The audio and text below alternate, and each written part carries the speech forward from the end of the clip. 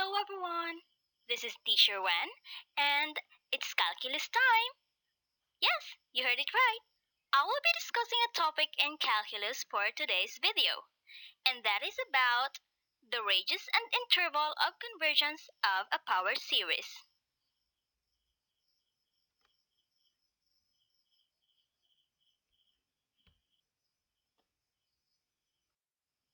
But before we proceed, let us first recall what is a power series. A power series is a series in which each term is a power function. Let's consider the form summation of c sub n times x raised to n, where n is 0 to infinity, is equal to c sub 0 plus c sub 1 times x plus c sub 2 times x squared plus c sub 3 times x cubed, and so on, where x is a variable and c sub n's are constants, or what we call the coefficients of the series. Now, let's take a look at the second series of the form summation of c sub n times quantity x minus a raised to n, where n is 0 to infinity, equals c sub 0 plus c sub 1 times quantity x minus a plus c sub 2 times quantity x minus a squared, and so on. So this power series is what we call power series centered at A, or a power series about A.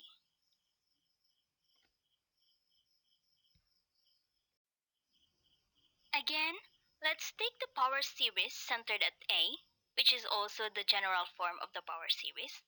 So in this series, we have to note that when n is equal to 0, it follows that quantity x minus a raised to 0 is equal to 1, even when x is equal to a. And whenever x equals a, for n that is greater than or equal to 1, all of the terms of the series are 0. This means that the power series centered at A always converges when x is equal to A.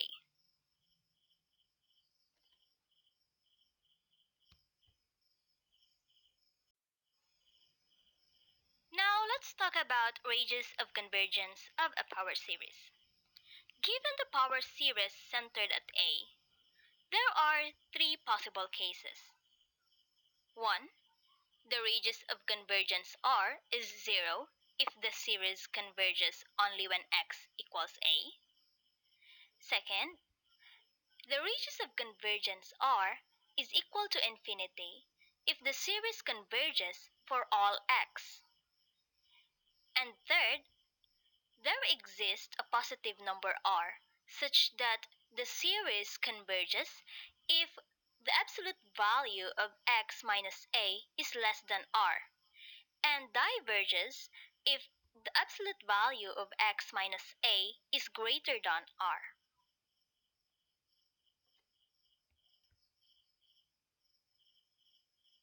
We have to note that R here refers to the radius of convergence. And so what about the interval of convergence?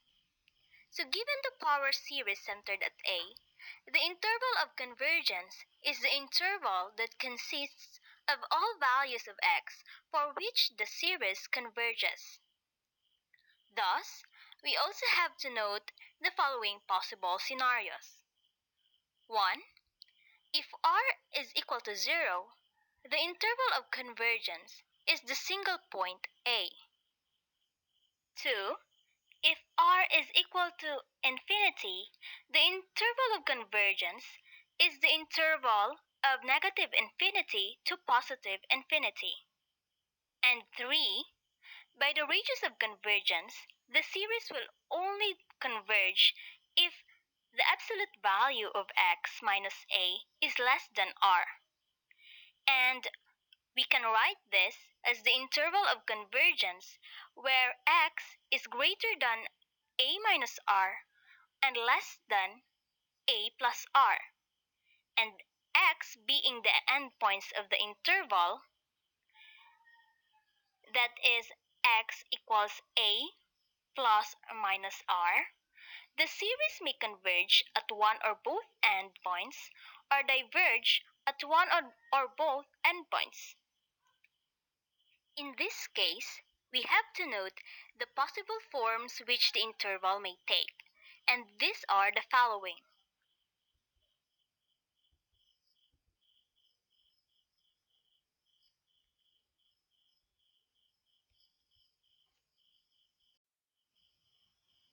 Now, we know what is radius of convergence and interval of convergence of a power series. But how would we determine the radius of convergence? Generally, we use the ratio test or sometimes the root test to determine R. And by ratio test, let's take note of the following. 1.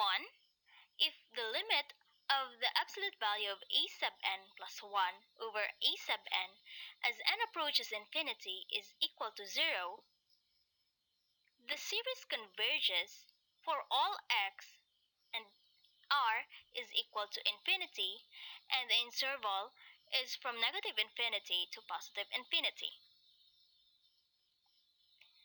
And 2. If the limit of the absolute value of a sub n plus 1 over a sub n as n approaches infinity is equal to infinity, this means that the series will only converge when x equals a and that the radius of convergence is equal 0 and the interval of convergence is the single point a. And third, if the limit of the absolute value of a sub n plus 1 over a sub n as n approaches infinity is equal to 1 over r times the absolute value of x minus a and less than 1, this implies that if the absolute value of x minus a is less than r, the series converges. And if the absolute value of x minus a is greater than r, then the series diverges.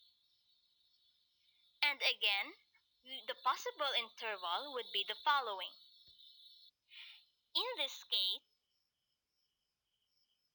we have to note that the ratio and root test fail when x is an endpoint.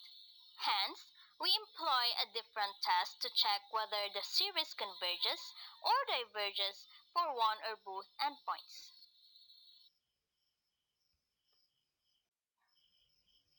With all that being said, let's now take a look at some examples.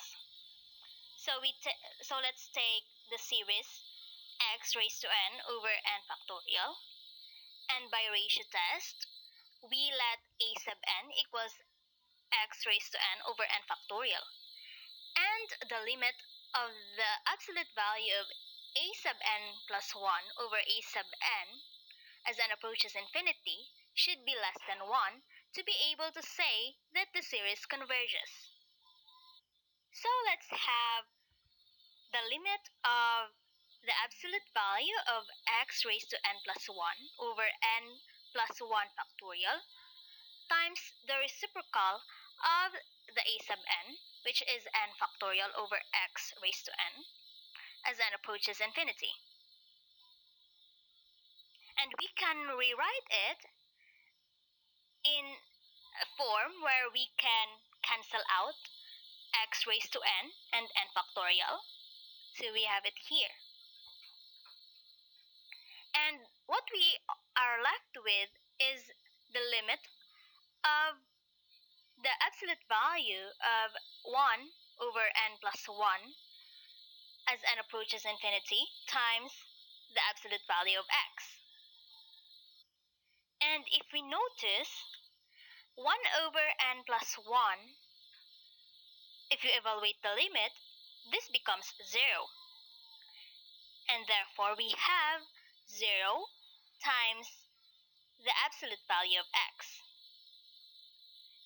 And for whatever value of x we have, if we multiply it with 0, the answer is still 0. Therefore, the limit is equal to 0.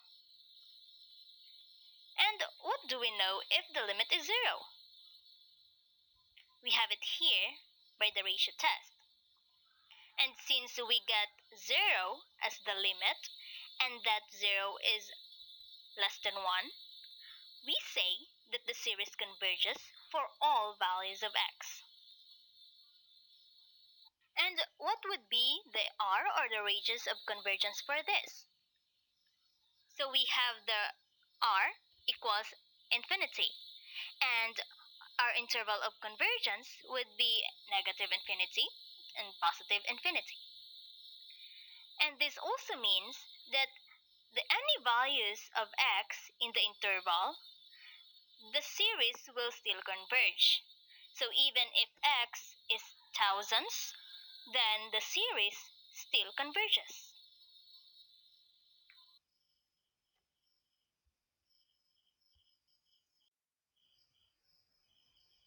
So let's take another series. We say summation of n factorial times x raised to n, where n is 0 to infinity, and we let a sub n equals n factorial times x raised to n.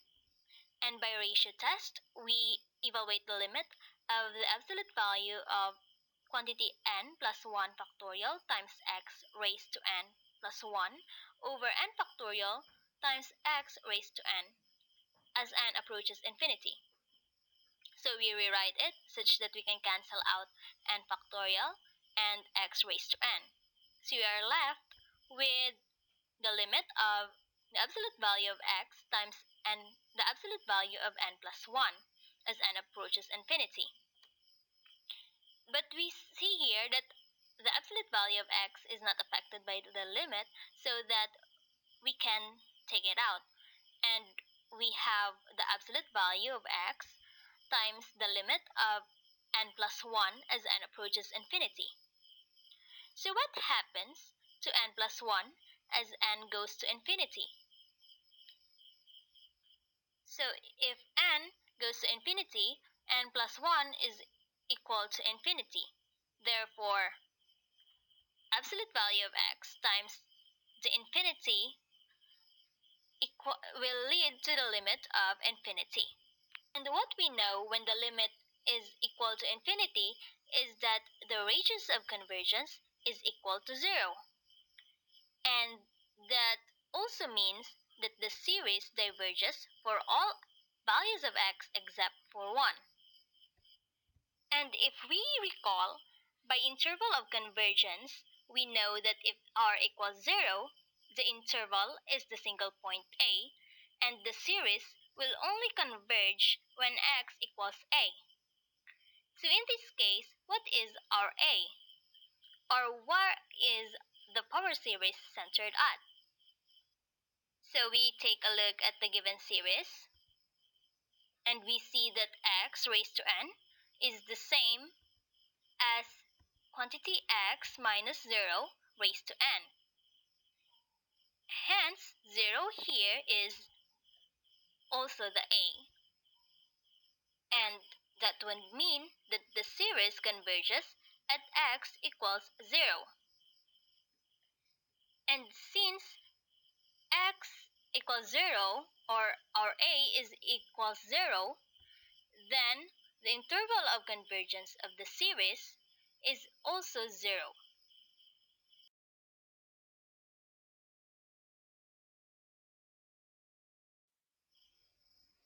And so let's have another example. Given the series of n factorial times quantity 2x minus 1 raised to n, we let a sub n equals n factorial times quantity 2x minus 1 raised to n. And by ratio test, we have the limit of the absolute value of quantity n plus 1 factorial times the quantity 2x minus 1 raised to n plus 1 over n factorial times quantity 2x minus 1 raised to n as n approaches infinity. So let's write it such that we can cancel out n factorial and quantity 2x minus 1 raised to n, which will give us the limit of the absolute value of 2x minus 1 times the absolute value of n plus 1 as n approaches infinity. And again, we take out the absolute value of 2x minus 1 from the limit. So we get absolute value of 2x minus 1 times the limit of n plus 1 as n approaches infinity.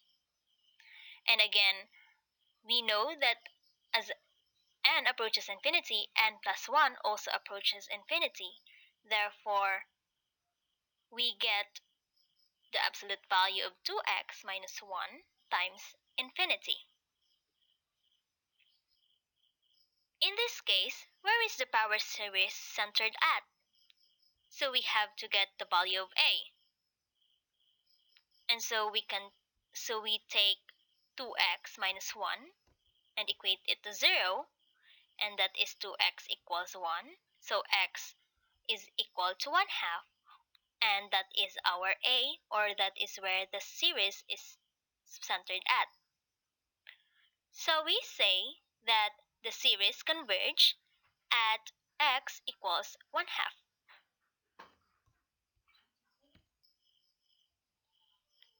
Which also means that for any values of x not equal to 1 half, the series diverges. Let's say x equals 3. So by 2x minus 1, we get infinity times 5, which is equal to infinity. Again, since the limit is infinity, therefore the series diverges for all x not equal to 1 half. And when x equals 1 half, we know that the absolute value of 2x minus 1 is equal to 0. So 0 times infinity, we get 0. That means that the radius of convergence of the given series is equal to 0, and the interval of convergence is 1 half. So it is not always the case that when r is 0, the interval of convergence is also 0. It still depends on the value of a.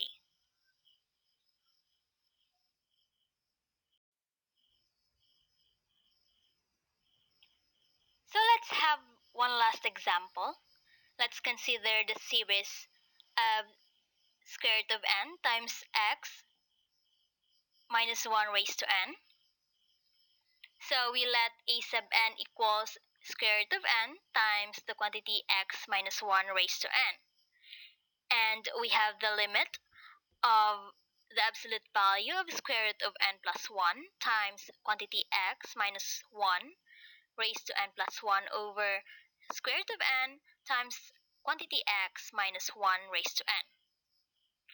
And we can rewrite it separating the square root of n plus 1 over n and the absolute value of the quantity x minus 1 raised to n times x minus 1 over x minus 1 raised to n, so that we can cancel out quantity x minus 1 raised to n.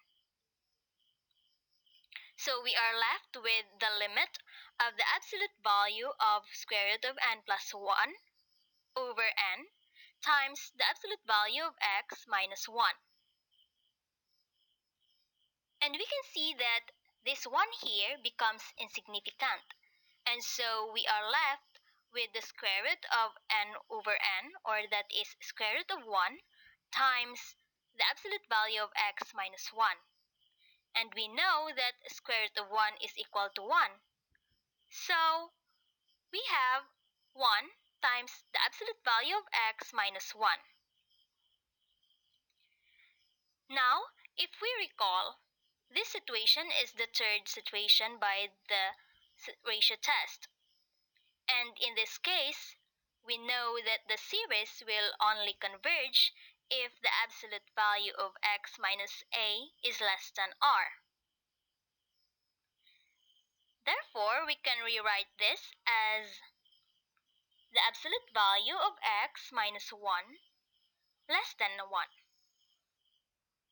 Now, if we have this expression, what would be the radius of convergence? If the absolute value of x minus a is less than r, then r is equal to 1. So therefore, the radius of convergence is 1. And from this, we can also determine the a, and that is x minus 1 equals 0, meaning x is equal to 1. And also, this is the value of Ra. Or we can say that the power series is centered at A, or centered at 1 in this case. Now, what about the interval of convergence? So to determine the interval of convergence, we will again consider this expression. And by interval of convergence, we can write this as x minus 1 is greater than negative 1 but less than 1, or positive 1. And if we simplify, we get that x should be greater than 0 but less than 2, which also gives us the endpoints 0 and 2 for the interval of convergence. But of course, we have to check whether the series converges or diverges on these endpoints. So let's start with x equals 0. And plugging it in the original series, we get the series of the form summation of square root of n times negative 1 raised to n when n is 0 to infinity. And by test of divergence, to test whether the series converge or diverge at x equals 0, we evaluate the limit of the square root of n times negative 1 raised to n as n approaches infinity. Now, what happens to square root of n as n approaches infinity? So when n is infinity, that would mean that square root of n is equal to square root of infinity. And the square root of infinity is basically infinity. However, notice that with negative 1 raised to n, and by the alternating series, the limit becomes alternating positive and negative infinity. Hence, we say that the limit does not exist, and by test of divergence, the limit diverges. Therefore, the series does not converge at x equals 0.